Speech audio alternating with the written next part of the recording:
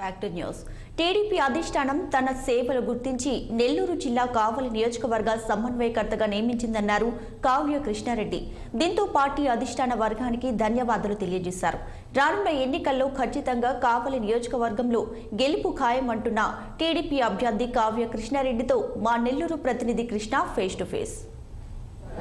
రానున్న 2024 సాధారణ ఎన్నికల్లో గెలిపే లక్ష్యంగా ప్రధాన రాజకీయ పార్టీలన్నీ కూడా రాష్ట్ర వ్యాప్తంగా నియోజకవర్గాల్లో తమ అభ్యర్థుల్ని ప్రకటిస్తూ ఉన్నాయి. ఇందులో భాగంగానే నెల్లూరు జిల్లా కావలి నియోజకవర్గంలో అనేక ఊహ పరిణామాల మధ్య నెల్లూరు జిల్లా కావలి నియోజకవర్గం టీడీపీ అభ్యర్థిగా కావ్య కృష్ణారెడ్డి పేరుని టీడీపీ అధిష్టానం ప్రకటించింది. దీంతో కావలి నియోజకవర్గంలోని కావలి నగరంలో ఉన్న పట్టణంలో ఉన్న కావ్య కృష్ణారెడ్డి దగ్గర సంబరాలు జరుగుతున్నాయి.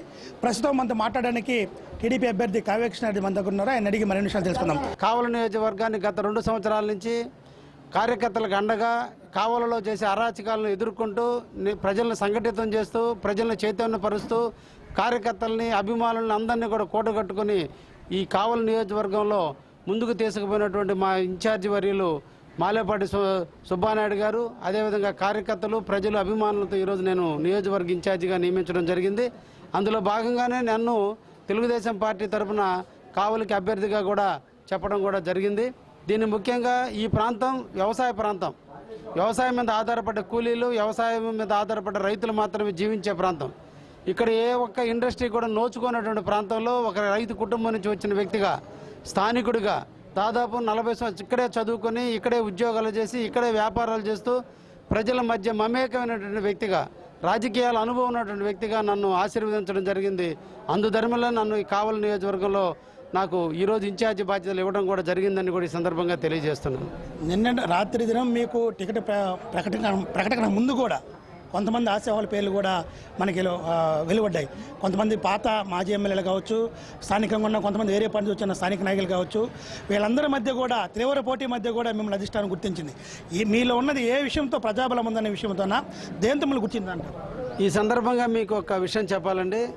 ఇక్కడ ఎటువంటి తారతమ్యతలు లేవు, ఎటువంటి వర్గాలు లేవు.